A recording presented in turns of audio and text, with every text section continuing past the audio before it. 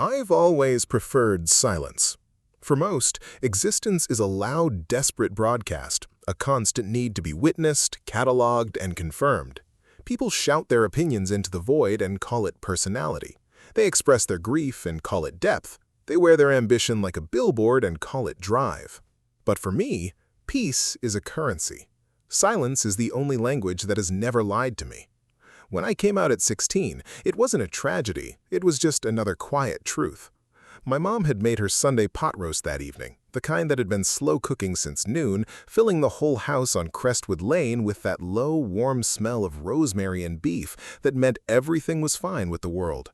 I sat at the kitchen table with my two younger sisters and my dad, who was still in his work shirt with the sleeves rolled to the elbow after a long Saturday shift at the firm, and I said the words with the same tone I'd used to announce I needed new sneakers.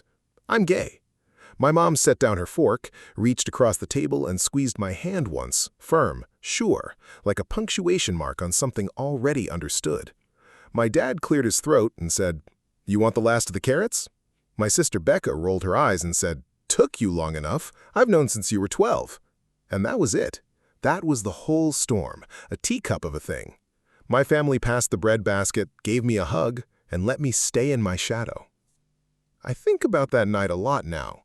The ordinary grace of it, the way real love, when it is uncomplicated, asks nothing dramatic of you.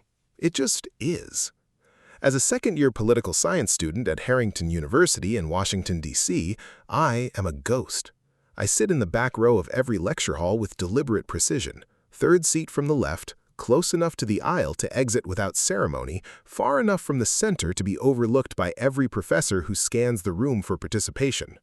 My notes are organized by date, color-coded by subject, and cross-referenced with no fewer than 3 secondary sources before I ever set foot in a seminar. My GPA is a clean, immaculate 4.0, not because I am performing excellence for anyone, but because inefficiency genuinely offends me. I live in a single dorm on the east side of campus. My roommate transfer request was approved without friction in freshman year. I wrote a politely worded, thoroughly documented appeal, and the housing office simply agreed. I eat at off-peak hours. I run the perimeter trail at 5:45 a.m. before the morning crowd arrives. I have one friend, a sharp-jawed architecture student named Marcus, who communicates primarily through blunt 3-word text messages and is somehow the only person on this campus who has never once asked me to be louder. I attend Harrington on a full academic scholarship, the kind the university photographs for their brochures but never actually introduces at their galas.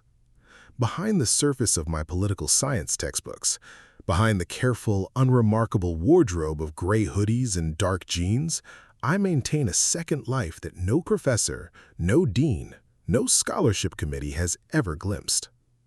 My laptop is not for lecture notes. It is a terminal, a gateway into systems that most people in this building do not know exist. By the time I was 14, I had taught myself 4 coding languages. By 15, I had mapped the architecture of 3 different state government networks, not to damage anything, just to understand the skeleton beneath the skin of power, just to know.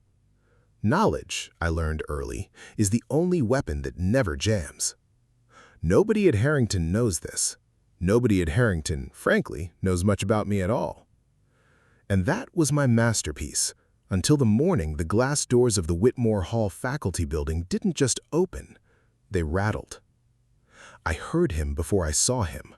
The shift in the building's atmosphere was physical, the way the air pressure changes before a storm rolls in off the Potomac. Voices in the corridor dropped an octave and then spiked back up, uncertain. The shuffle of bodies repositioning themselves. The low, collective intake of breath from 200 students who had suddenly remembered how to be visible. I did not look up from my laptop. I noted the change the way I note everything, cataloged it, filed it, and kept my eyes on my screen. But then the scent reached me. Oak, cold rain, something darker underneath, leather and cedar, and the faint, clean bite of a cologne that did not come from any department store counter. It arrived a full 3 seconds before he did, moving through the lecture hall like a weather system announcing itself. Julian Vance. the president's only son, a walking headline wrapped in a charcoal designer jacket and a reputation that had kept the White House communications team on a rotating on-call schedule for the better part of 2 years. He was 20 years old, enrolled in the same political science program as me, under circumstances that the entire campus had speculated endlessly. Was it a genuine interest? A political optics move by his father's team? A punishment for the incident in Aspen that the tabloids had covered for 6 breathless weeks? I had my own theory, but theories require evidence, and I had only just begun collecting. The lecture hall seated 240 students. It was a Monday morning for a mandatory second-year seminar. Packed, buzzing, every desk filled with the performative busyness of people who wanted to be seen being studious. I knew this because I had arrived 40 minutes early and observed the room fill in real time, the way I always do. I had counted the occupied seats the way some people count sheep, automatically, without effort, the numbers simply existing in my mind without being asked for. 239 seats occupied. 1 empty.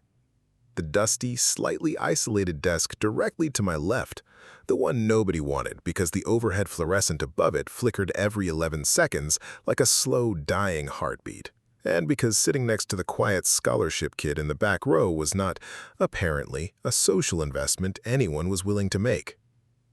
The heavy click of boots on the lecture hall steps, measured, unhurried, the walk of someone who had been taught from birth that rooms belonged to him simply by virtue of his arrival. I did not look up. I reached into the front pocket of my bag, retrieved a spare black pen, I always carry 2, one is a contingency, not a luxury, and placed it at the edge of the empty desk beside mine. Quietly, without drama, the way you place a key in a lock you've already studied. Because I had noticed 6 seconds prior that Julian Vance had walked through those doors with his jacket pocket flat and his hands empty. No bag, no notebook, no pen. He had come to a 2-hour political science lecture on congressional oversight with absolutely nothing. The boots stopped. I felt his weight shift, felt the specific quality of stillness that follows a small, unexpected surprise, the micropause of a person recalibrating. He stood there for exactly 4 seconds longer than the moment required. Then he sat down. The scent of oak and cold rain settled into my space like it had always lived there, and I kept my eyes on my screen and my breathing even and my expression exactly as neutral as it always was. A ghost who reads minds? His voice was low, deliberately low, in the practiced way of someone who had learned that restraint in a room full of people creates more attention than volume ever could. It was the voice of a person who had been performing for audiences since before he was old enough to understand what performance cost. It carried a smirk in its architecture, that lazy, untouchable confidence that the country's magazine covers had been reproducing for years. I felt the sharp weight of his gaze on the side of my face like a physical thing, the loud prince of the United States, the headline that never stopped running, briefly, unexpectedly, quietly, stopped. "Well, aren't you a quiet one?" he finished. I let 2 full seconds pass. I closed my laptop halfway, not all the way, a signal, not a surrender. Then I turned my head and met his eyes with the same expression I reserve for unverified data. Blank, level, unimpressed. Up close, Julian Vance was an architecture problem. He was built to be looked at, broad-shouldered, sharp-jawed, with dark eyes that were doing several different things simultaneously, and a mouth that was set in a half-smirk that I recognized immediately for what it was. Not arrogance, armor. I had seen that expression before. I had worn a version of it myself once, before my family made it unnecessary. "I'm not quiet," I said. My voice came out exactly as I intended, measured, cool, without the performance of coldness that lesser people require to seem intimidating. I turned back to my screen. A beat. 2. I counted his breaths, shallow at first, recalibrating, and then something shifted in the quality of his stillness. It was not offense. It was not dismissal. It was something more interesting than either. Curiosity. He picked up the pen I had placed on his desk, turned it once between his fingers, and said nothing more. The professor began. The lecture hall settled, and for the next 90 minutes, Julian Vance, the loudest, most photographed, most relentlessly public young man in the country, sat beside me in complete, voluntary silence. He took notes, actual notes, focused ones. His handwriting was sharper than I expected, angular and fast, the handwriting of someone whose mind moves faster than his public image is permitted to suggest. I filed that detail away. I file everything. He came back on Wednesday. Same seat, same jacket, same absence of any academic supplies whatsoever. This time, I had placed a second pen on the desk before he arrived. He sat down, picked it up, looked at me, and said nothing. I said nothing. The professor lectured on the structure of Senate oversight committees. Somewhere in the second half of the seminar, Julian's phone buzzed against the desk. Once, twice, 5 times in rapid succession, each vibration carrying the specific anxious frequency of someone else's urgency being imported into a space it had not been invited into. His jaw tightened, a small, almost invisible contraction of the muscles around his eyes, the kind of micro-expression that people who are trained to perform composure cannot fully suppress. He flipped the phone face down, hard. The professor did not notice. 20 students in the surrounding rows glanced over and then glanced quickly away, desperate not to be caught looking at the president's son in a moment of anything other than grace. I noticed. I always notice. I pulled a post-it note from my binder, yellow, 3 inches by 3 inches, wrote 4 words on it, and slid it across the desk without looking at him. He'll still be there after class. A long pause. Then I heard it, so quiet that I am certain no one else in the hall caught it. A single, short exhale. The specific exhale of someone setting down a weight they had been carrying at shoulder height for too long. Julian Vance pressed his phone into his jacket pocket and turned back to his notes. It was the first real thing I ever gave him. Not a pen, not a post-it. Permission to be unreachable for 90 minutes. To sit in the back row and be no one's son. I did not look at him again for the rest of the lecture, but I was aware of him the way you are aware of a frequency that has tuned itself to your specific wavelength, constant, quiet, and impossible to unfind. That evening, in my dorm room, I sat in the blue dark of my terminal screen and I thought about the architecture of his composure, the carefully constructed loudness of his public self, the way his handwriting moved when no one was performing for him, the way a single post-it note had accomplished what 2 years of White House media training apparently had not. I thought about the thing I had seen in his eyes when I turned to meet them, that specific, searching quality of a person who is deeply, privately exhausted by being known only on the surface. I recognized it. I thought, he is hiding something real. And then I opened my laptop, pulled up my terminal, and made myself stop thinking about it entirely. I was very good at making myself stop thinking about things. For about 4 more days, anyway. There is a particular kind of person who mistakes invisibility for weakness. I have encountered them my entire life. In middle school hallways, in neighborhood basketball courts, in the careful, loaded silences of financial aid offices where the carpet is slightly thinner than it is in the main building. They see the gray hoodie, the scholarship lanyard, the absence of a last name that opens doors, and they make a calculation. They decide that a person with nothing to lose has nothing to protect. They're always wrong about that. But I have learned, over years of quiet observation, that the most elegant response to a person who underestimates you is simply to remember it. File it. Let them build their confidence on a foundation you already know is hollow. And wait. I had been waiting on Carter Whitfield and his particular brand of old money condescension since the first week of freshman year. Carter was a third year, legacy admission. His grandfather's name was on the east wing of the business school building, rendered in bronze letters that caught the afternoon sun like a monument to inherited relevance. He ran with a group of 4 other students whose combined net worth could have funded my scholarship program for the next 40 years, and who moved through the campus of Harrington University with the specific, weightless confidence of people who have never once been told the word no by anyone whose opinion they respected. They had made a comment on my scholarship lanyard in the first week of freshman year. A small thing, a throwaway line, delivered with a smile to his friends as I walked past the quad. The charity cases are getting bolder. His friends had laughed. I had kept walking, filed the comment, and moved on. I do not forget things. I simply choose when they become relevant. It was a Thursday afternoon in late October when Carter decided to escalate from a filed memory into an active event. I was cutting across the main corridor of the Whitmore Hall atrium, the wide, high-ceilinged thoroughfare that connected the political science wing to the campus library. It was peak hour.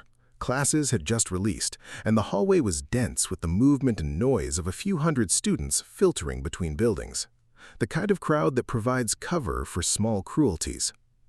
Carter and 2 of his friends materialized from the side corridor the way obstacles always do, suddenly, deliberately, with the casual geometry of people who have orchestrated this kind of moment before.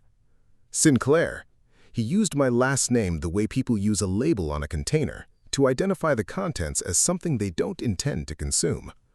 I heard the scholarship office is doing audits this semester, something about grade inflation among the assisted admits. There was no grade inflation. My 4.0 was not a gift from anyone. Carter knew this. The comment was not about accuracy, it was about audience. His 2 friends were watching. 3 or 4 students nearby had slowed their pace by a fraction, that particular social deceleration that happens when people sense a performance beginning and cannot decide whether to leave or watch. I looked at Carter with the same expression I give unverified data. "The audit results will clear me," I said.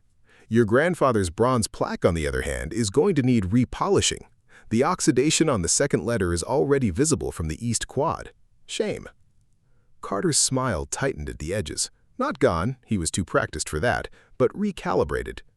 "You're funny for a nobody," he said. "And you're boring for a somebody," I replied. "We're both carrying our burdens." I turned to walk away. This was the correct move. Clean, efficient, no escalation, no blood.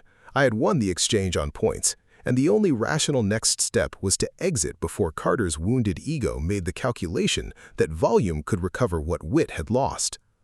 I had taken 4 steps when I felt it, the shift in the hallway's atmosphere, the same pressure drop that I had learned to associate with one specific person. The crowd to my left parted, not dramatically, but with the unconscious gravitational obedience of people in the presence of someone they have been trained by media and circumstance to yield to. I did not turn around. I did not need to. A hand settled on my left shoulder, not grabbing, not steering, settling, heavy and certain and warm through the fabric of my hoodie, the way a hand lands when it has decided, without negotiation, that this is where it belongs. The fingers pressed once, briefly, like a period at the end of a sentence. The hallway went quiet in that particular way it always did when Julian Vance chose to be still. I turned my head slowly. He was standing directly behind me, close enough that the oak and rain scent of him was a full presence in the air around us. He was not looking at Carter. He was looking at me. His expression was neutral, easy, the specific relaxed quality of a person for whom confrontation has never carried personal cost. "You finished?" he said. His voice was low, directed entirely at me, as though Carter and his friends were background furniture. "I'm hungry. There's a decent sandwich spot on M Street if you want to get out of here." 4 words. I'm hungry? You finished? Not a defense, not a threat, not even an acknowledgement of Carter's existence. Just, I choose him. And that choice is so obvious to me that I don't need to explain it to anyone in this hallway. Carter's smile had gone entirely now. He was recalculating in real time. The presence of the president's son had shifted every variable in the equation, and he was not equipped to process the new math. His friends had taken a quiet, instinctive half-step backward. I looked at Julian. His eyes met mine with that searching, direct quality I had cataloged from our first morning in lecture, that look that lived underneath all the armor of his public self, the one that said, I see you. Specifically, you. Not the scholarship lanyard or the gray hoodie or the GPA. You. I could eat, I said. Julian's hand lifted from my shoulder. He fell into step beside me, and we walked out of the atrium together without looking back. Behind us, I heard Carter say nothing. The silence was louder than anything he could have managed. We did not go to M Street. We walked the perimeter of the main quad in the October cold, past the bare-limbed oak trees and the row of American flags that flanked the administration building, and we did not speak for a long time. Julian had his hands in his jacket pockets and his eyes on the middle distance, and I had my laptop bag on my shoulder and my thoughts running several parallel tracks simultaneously, the way they always do, and the silence between us was not empty. It was full, specifically full. The kind of quiet that only exists between two people who have already, without formal agreement, decided to trust each other. "You didn't need me to do that," Julian said eventually. "No," I agreed. "But I wanted to." I did not answer that. Some sentences are complete without a response. I filed it instead, pressed it flat between the pages of everything else I had been collecting about him. The handwriting, the phone face down on the desk, the single exhale at a post-it note, and now this. I wanted to. We got sandwiches from the campus deli. We ate them on a bench near the library's south entrance, and Julian talked, not the way he talked in public, the loud, performed, headline-ready version of himself, but in the quieter register I was beginning to recognize as the one he used when he forgot, for a moment, to be on. He talked about a bill his father was pushing through the Senate that he had opinions about. Actual opinions, nuanced and specific and rooted in a genuine understanding of legislative mechanics that surprised me for approximately 4 seconds before I remembered the quality of his lecture notes. I said very little.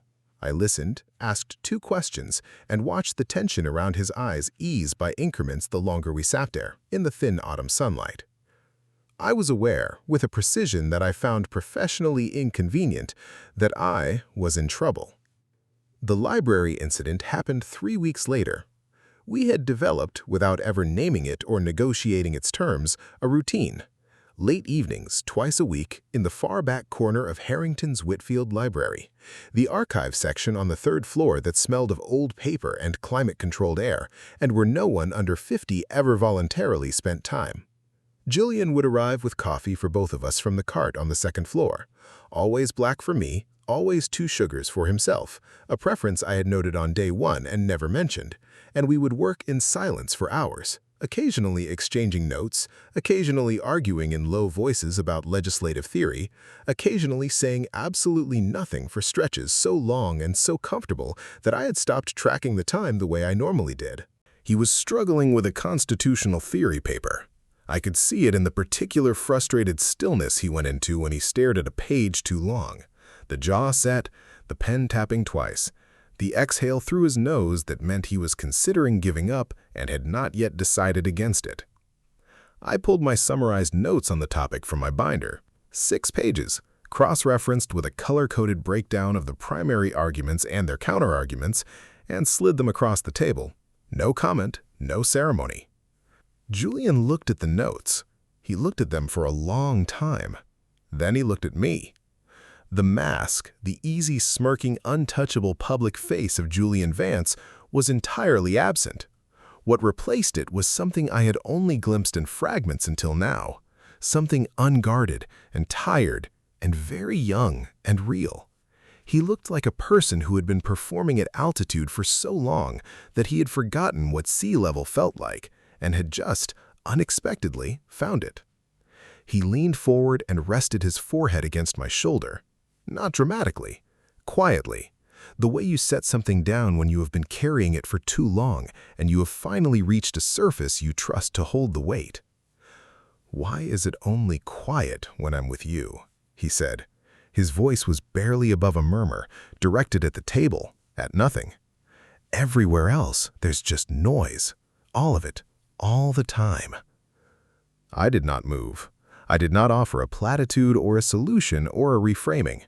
I simply stayed completely still and let the silence be what he needed it to be. After a long moment, I said, Because I'm not asking you to be anything." He didn't respond, but the tension in his shoulders released by a fraction so small that only someone paying the kind of attention I paid to him would have noticed it. I noticed it. I cataloged it. And I quietly, privately, accepted the fact that I was in significantly more trouble than I had initially assessed. The password incident occurred on a Friday evening. We were in our usual corner, 2 hours into a working silence, when Julian's phone lit up the table surface like a switchboard. Message after message, rapid fire, the screen barely dimming between notifications. I watched from my peripheral vision as Julian's hand moved to the phone and then stopped. An aborted reach, a small act of restraint. He turned it face down and returned to his notes. 3 minutes later, the vibrations started again. I looked at the phone. I looked at Julian. His jaw was set. I said nothing. I reached across the table with one hand, picked up his phone and held it out to him. "Unlock it." He looked at me sideways.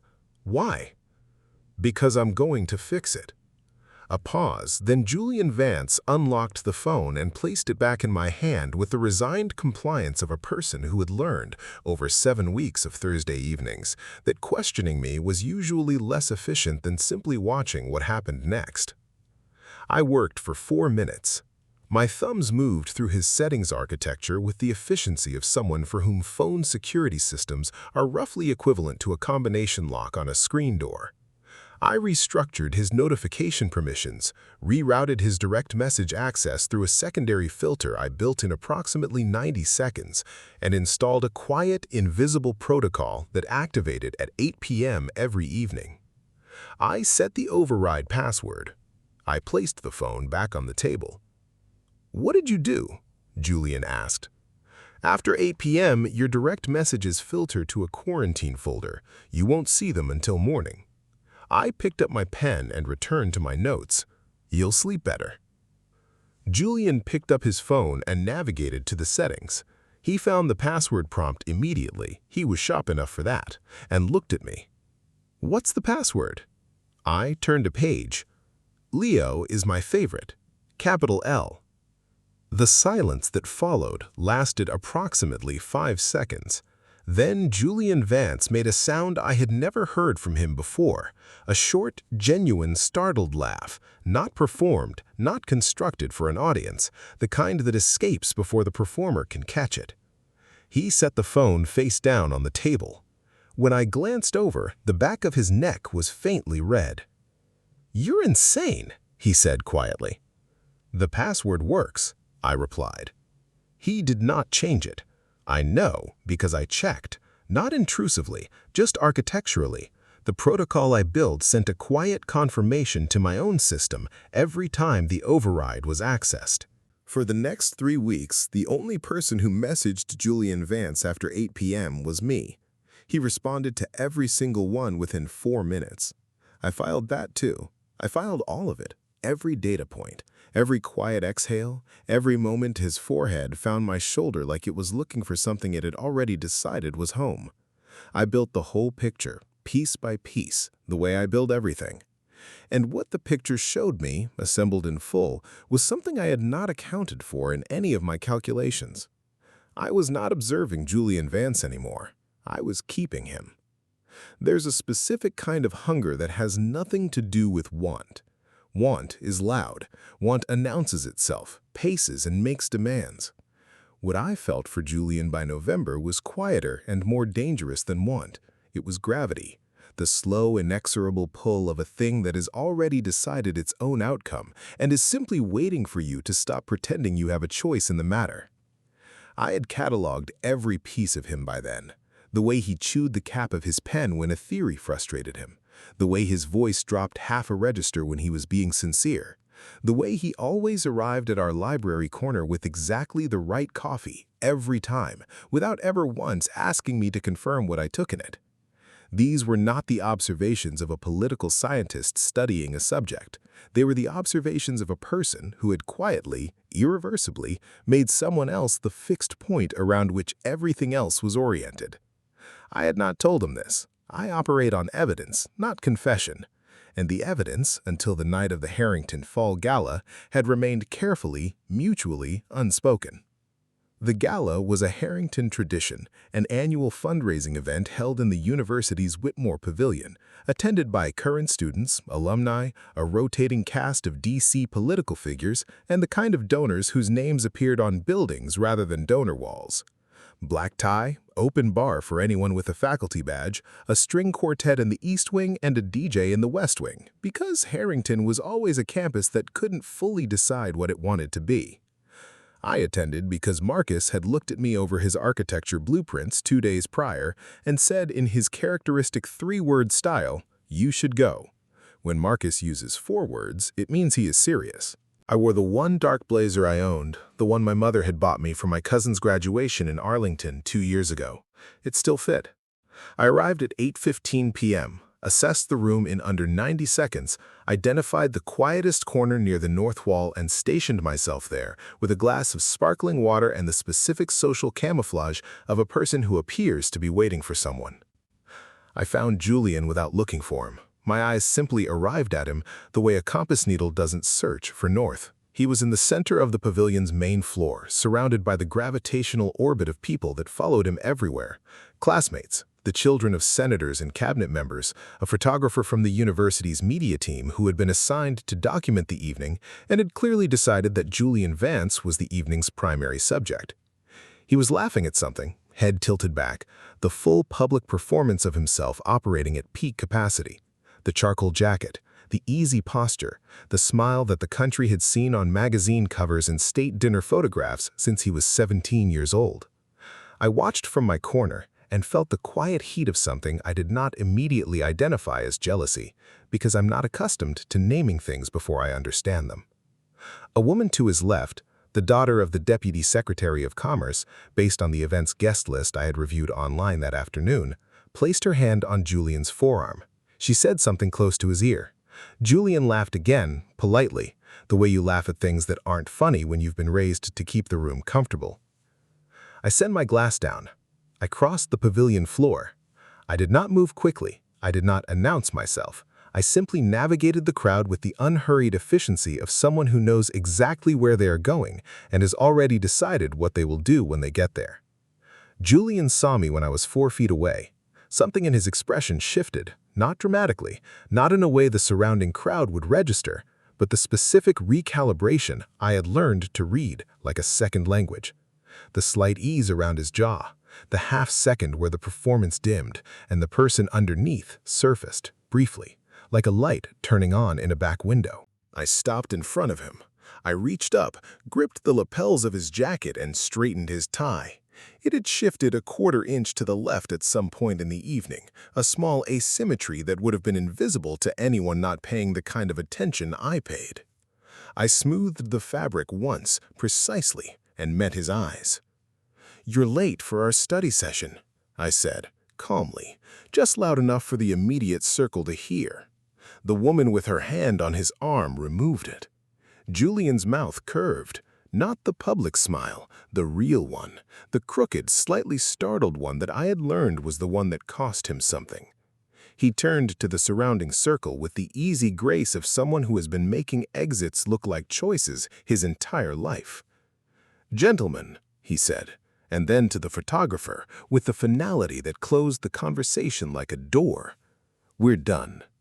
He fell into step beside me, and we walked out of the pavilion's main floor together, and I did not look back at the woman with the deputy secretary father, and Julian did not either. In the corridor, briefly alone, he exhaled, the long, slow decompression of a person surfacing from depth. "You always do that," he said. "Do what?" "Rescue me without making me feel rescued." I said nothing, but I felt the gravity pull tighter, and I did not resist it. The rooftop garden above the Whitmore Pavilion was not on the official gala itinerary. It was a narrow terrace accessible through a service door on the 4th floor, landscaped with boxwood hedges and strings of dim Edison lights, maintained by the university's horticulture program, and attended by approximately no one during campus events because it required knowing it existed. I knew it existed because I had mapped the building's floor plan in my first week of freshman year, the way I map everything. I had not planned to take Julian there, but the evening had its own momentum, the way certain evenings do, the ones that move with the specific, unhurried certainty of something that has already been decided by forces larger than intention. We had walked the corridor, then the stairwell, then the service door, and then we were outside in the cold November air, above the city lights and the noise of the gala below. And the string lights were dim and golden, and the silence was the particular silence of a high place at night, vast and private and complete. Julian stood at the terrace railing, looking out at the DC skyline. The Capitol dome was lit in the distance. He looked at it for a long moment with an expression I could not fully decode, part recognition, part weight, part something that lived in the territory between love and obligation. "Do you ever think about what you actually want?" he said. "Not to the skyline, to me." "Constantly," I said. "I'm thinking about it right now." He turned from the railing. In the dim Edison light, he looked less like a headline and more like a person. The jaw, the dark eyes, the way the November cold had brought color to the edge of his cheekbones. He looked at me the way he had looked at my post-it note that first Wednesday in lecture, like something small and precise had just rearranged something large and structural inside him. He closed the distance between us slowly, deliberately, the way he did everything when the performance was fully off, without rush, without performance, just with the quiet certainty of a person following something true. The kiss was not loud. It was not a headline. It was the kind of kiss that only exists in the back rows and the library corners and the high private places, the kind that is warm and careful and weighted with everything that has been cataloged and filed and held for months without being named. His hand came up to the side of my face. Mine found the front of his jacket. For approximately 40 seconds, nothing else existed. And then, click. The sound was small, digital, the specific, unmistakable sound of a phone camera shutter, the artificial click that modern smartphones add to their silent modes because silence, apparently, is a feature people have to opt into. We broke apart. We turned. She was standing at the service door, 10 feet away, in a silver gown with her dark hair pinned and her phone held at portrait orientation, its screen catching the terrace light. She was not surprised. She was not embarrassed. She was not any of the things that a person who had just witnessed something private ought to be. She looked satisfied. Elena Voss, Senator Voss's only daughter, third-year political science. I had cataloged her 3 weeks into freshman year, not because she was remarkable, but because she was the kind of person whose trajectory always intersects with consequence. She orbited Julian's public world with the particular persistence of someone who had been told, by parents and circumstance, and the architecture of Washington society, that proximity to power was the same as deserving it. She turned the phone to show us the screen. The photo was clear. The terrace lighting had been sufficient. Julian's face was visible and identifiable and unmistakable. Elena smiled. It was a cold, composed, surgical smile, the smile of someone who had rehearsed this moment. "I always knew you were keeping something interesting, Julian," she said.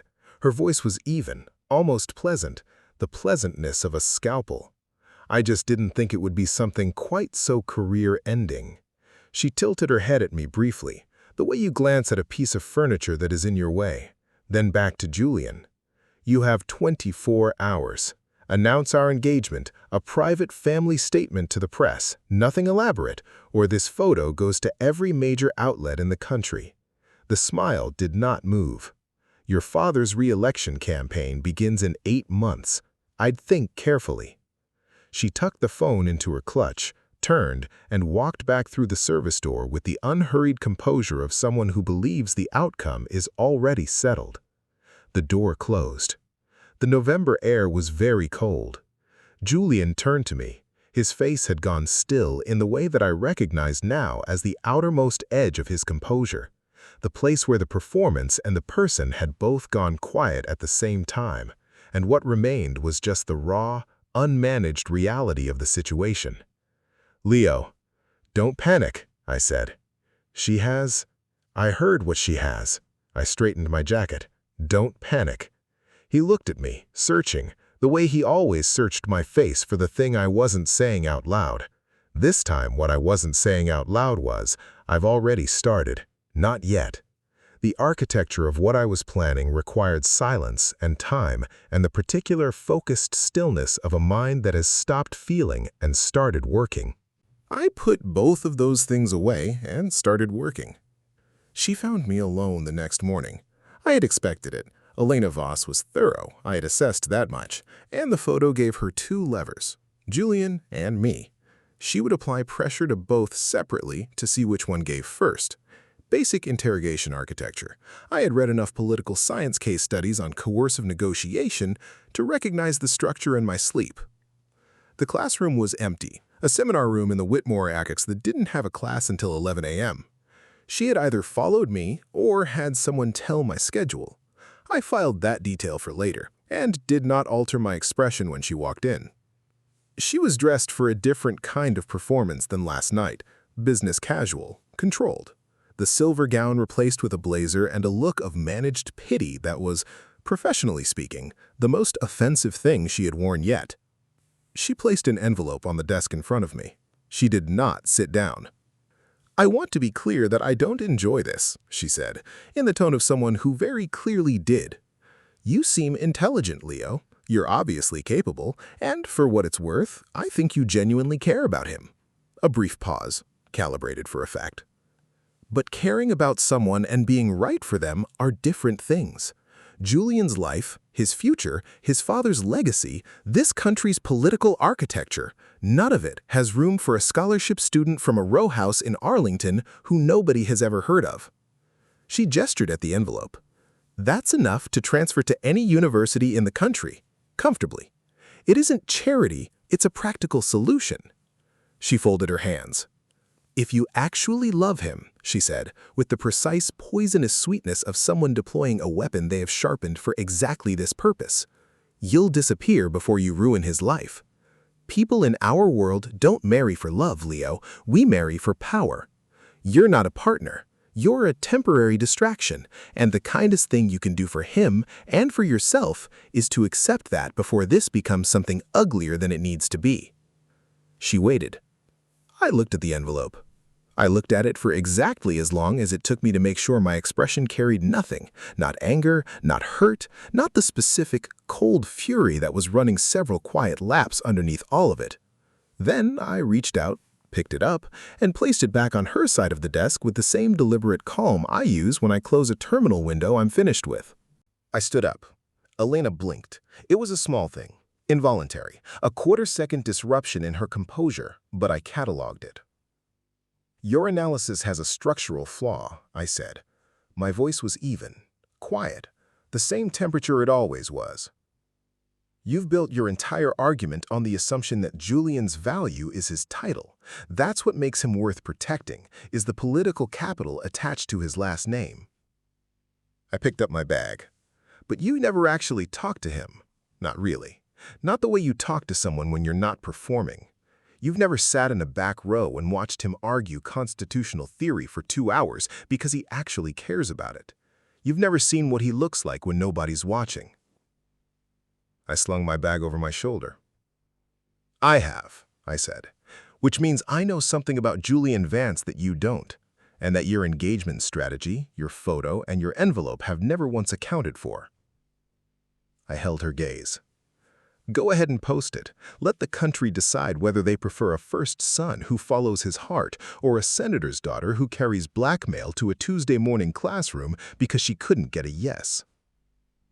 Elena's composure had not broken, but it had shifted, the way a wall shifts before it cracks, a barely perceptible change in the load distribution that only a structural engineer would catch. Or someone who had been reading people like blueprints since he was 14 years old. "You have no idea what I'm capable of," she said. "Not yet," I agreed pleasantly, "but I'm a fast learner." I walked to the door. I paused with my hand on the frame, Not because I needed to, but because the pause itself was information, a signal that I was not leaving in retreat. I was leaving because I was done, and those are two entirely different exits. 24 hours was your deadline, I said, without turning around. I'll use mine more efficiently. I walked out into the corridor and into the clean, cold air of a Tuesday morning, and I did not allow myself to feel anything until I was around the corner and out of her sight line. Then I sat down on a bench, opened my laptop, and began. Elena Voss had a phone. She had a phone with a camera and a cloud backup and a network of connected devices and a digital life that she had constructed over years with the careless confidence of someone who had never once considered that someone might be looking. She had never considered it because she had never met anyone like me. She was about to. I have a theory about panic. Panic is what happens when a person's model of the world, the internal architecture they have spent years constructing, the one that tells them what is safe and what is possible and what the edges of their control actually look like, collides with a reality that the model did not account for. It is not weakness, it is a system encountering data it was not built to process. Julian's model of the world had been built by 18 years of handlers and communications teams and a father whose primary parenting language was management. It was a model that accounted for scrutiny, for pressure, for the particular relentless weight of public expectation. It was a robust model in almost every environment it had been tested in. It had not been built for this. He arrived at my dorm room 40 minutes after I left Elena in the corridor. I heard him coming before he knocked. The specific, uneven rhythm of someone covering ground quickly and not caring about the noise of it. 3 sharp knocks, and then the door opened because I had already unlocked it remotely from my desk when I heard his footsteps in the stairwell. I knew the sound of his boots on concrete by then, the way you know the particular creak of a floorboard in your own home, automatically, without effort, as a fixed feature of your environment. He came in and immediately started pacing. My dorm room was dim. I prefer it that way. The overhead fluorescent off, the desk lamp angled low, the triple monitors casting the room in a blue-green glow that I find easier to think inside of. The space was small and precisely organized. Textbooks alphabetized, cables managed, the surface of my desk clear of everything except my keyboard, my coffee, and the work currently in progress. It was the room of a person who had decided early that the external environment should never be allowed to create friction for the internal one. Julian's pacing was, technically, friction. I noted this and allowed it anyway. "She's going to show my father," he said. He had said this twice already in the first 90 seconds. Leo, the campaign, the re-election infrastructure, the donor relationships, the polling, if this comes out before they have a narrative, it doesn't just affect him, it affects every senator in his coalition, every Julian. The press cycle alone will... Julian, he stopped. I had not raised my voice. I had simply said his name with the specific, precise weight that I had learned over 3 months of Tuesday evenings and Thursday silences was the exact frequency that cut through everything else. His name in my voice, at that register, it landed somewhere below the panic and above the noise and found the part of him that still knew how to be still. He looked at me. I was sitting at my desk in my gray hoodie, my glasses on, my hands resting on the keyboard. I had not yet begun. I had been waiting for him, because what I was about to do was not something I intended to do while he was 3 miles away not knowing.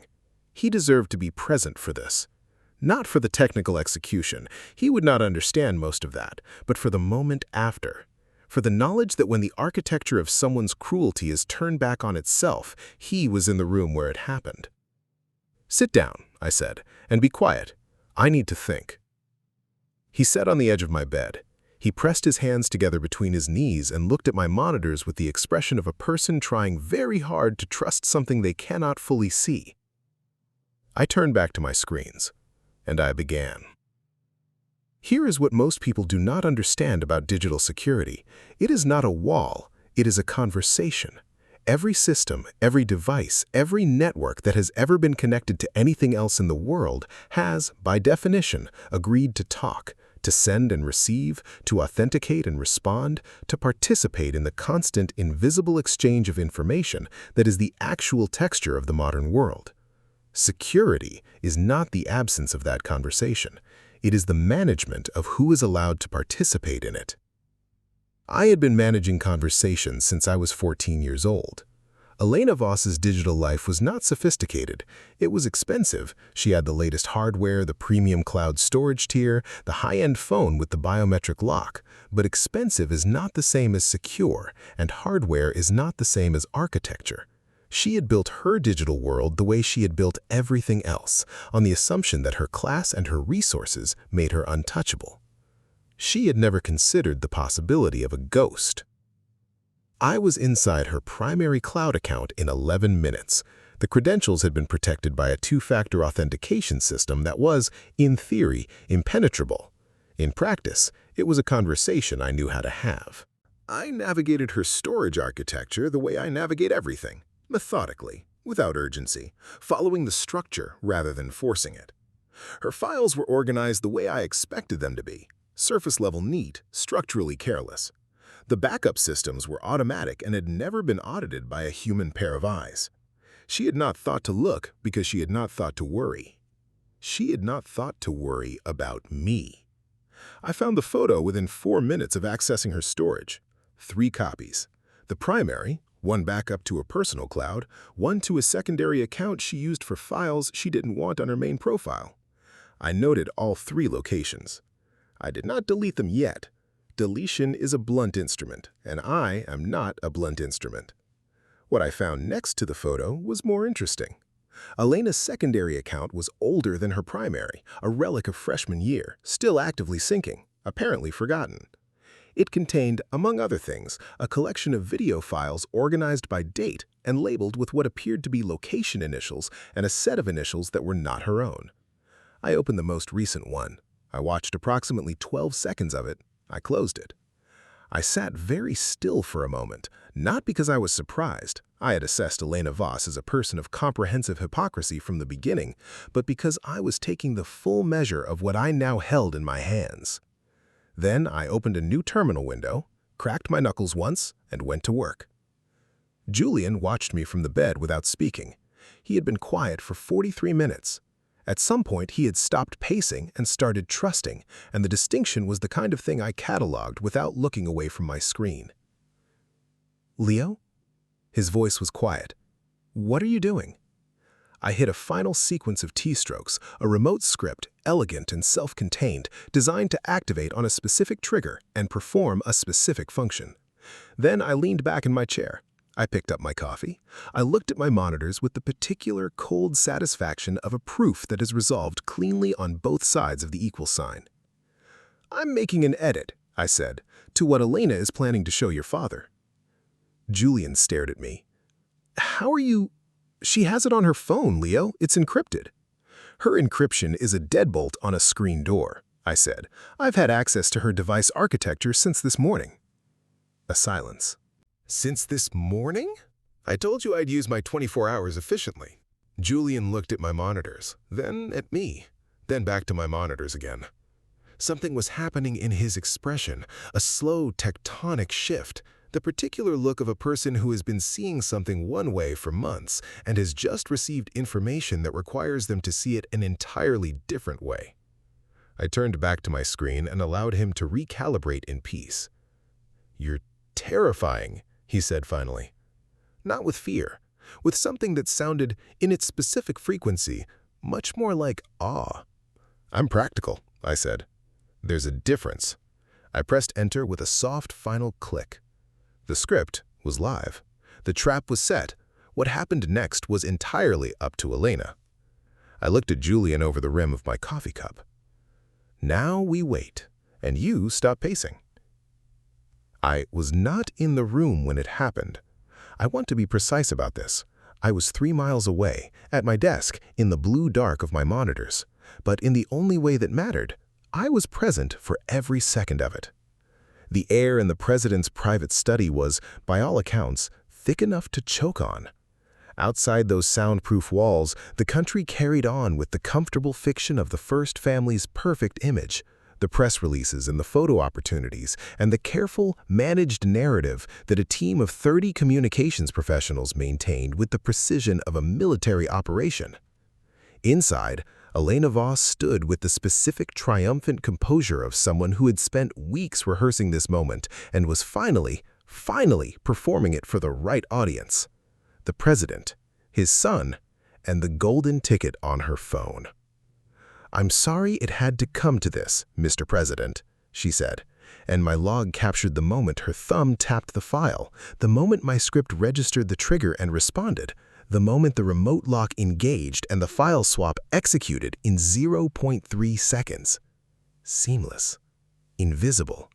The digital equivalent of a card trick performed by someone who has been practicing since they were 14. She tapped the video. She said, "Look for yourself." What filled the room was not the sound of a rooftop in November.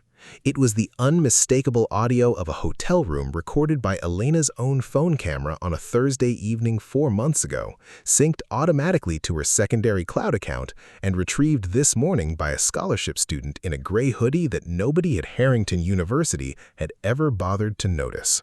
The log showed me Elena's biometric attempts to override the lock, 17 of them in the first minute. Frantic, escalating, increasingly desperate.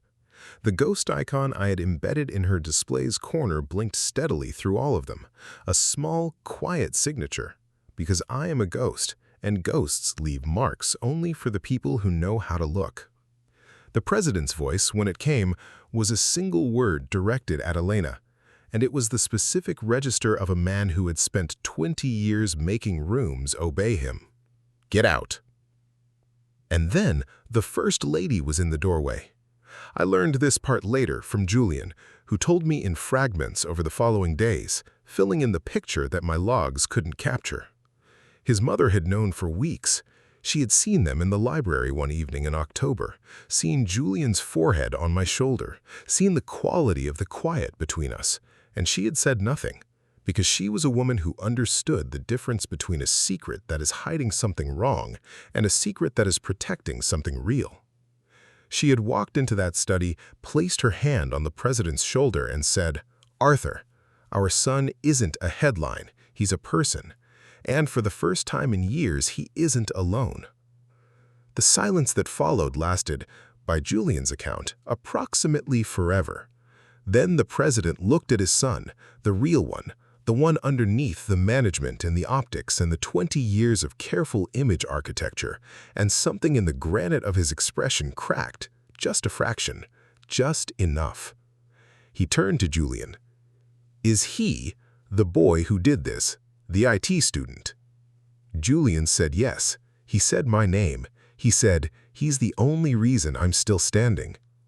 The president, the leader of the free world, the most photographed man in the country, a man whose approval rating was tracked in real time by 17 different polling organizations, exhaled the long, quiet exhale of a man who has just understood that his son has found a protector that no Secret Service detail could replicate.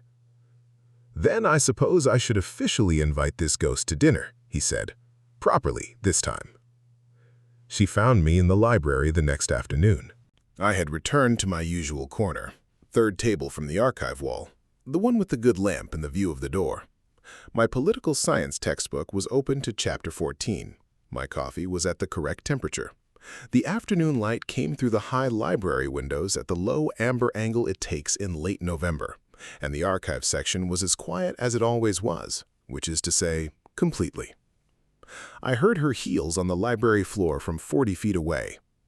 Elena Voss arrived at my cable in a state that I assessed, clinically, as controlled collapse, the surface composure still present but operating on reserve power, the structural integrity significantly compromised. Her hands were not quite steady.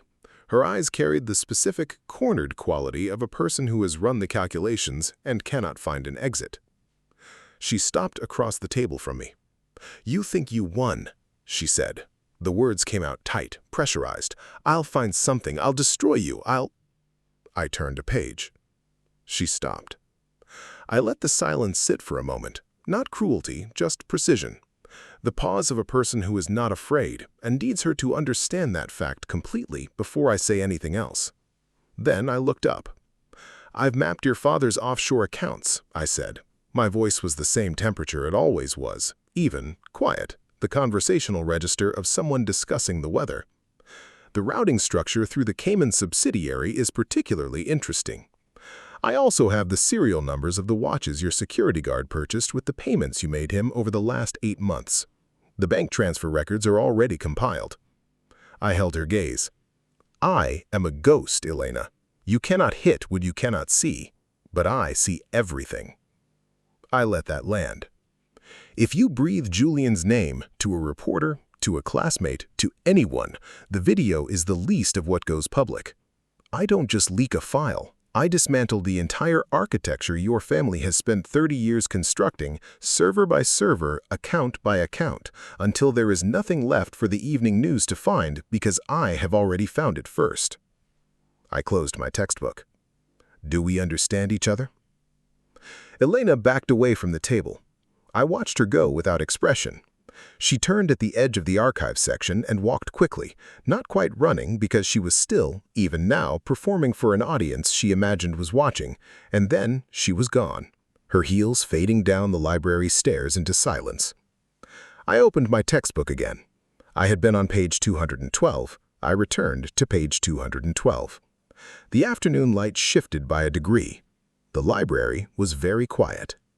And then the scent of oak and cold leather arrived before he did, the way it always did. And then 2 arms came around my shoulders from behind, warm and certain, and carrying the particular unhurried weight of someone who has stopped pretending he needs a reason. Julian buried his face in the crook of my neck. A long, shaky breath left him, the full decompression of a person who has been holding something at altitude for weeks and has finally been given permission to set it down. My mother wants to know, he said, his voice low and slightly unsteady against my skin, if you prefer steak or seafood for Sunday dinner. A pause. The president is officially intimidated by you, by the way. He used the word formidable twice. I felt something move through me, warm and quiet, and nothing like the clinical precision of everything else I had done in the last 48 hours. Something that did not need to be cataloged because it was not data. It was just real. I leaned my head back against his chest. Tell her I'll eat anything, I said, softly.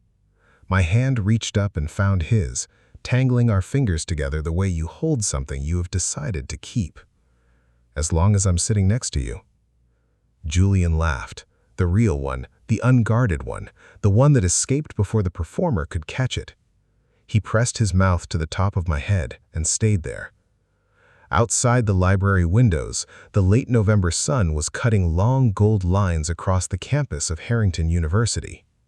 In the main quad, students moved between buildings, loud and bright, and entirely unaware that in the quietest corner of the 3rd-floor archives, the first son of the United States was holding a scholarship student in a gray hoodie like he was the only fixed point in a world that wouldn't stop spinning. I had spent 2 years being a ghost, invisible by design, a masterpiece of deliberate erasure. Julian pressed a kiss to my temple, slow and unbothered, and completely indifferent to the world outside this corner. I closed my eyes. The loner and the prince, the mastermind and his shield, the ghost who saw everything, and the only person in the country brave enough to sit beside him in the back row and ask for nothing in return except the silence. I had spent 2 years being invisible. For the first time, I did not want to be. The end.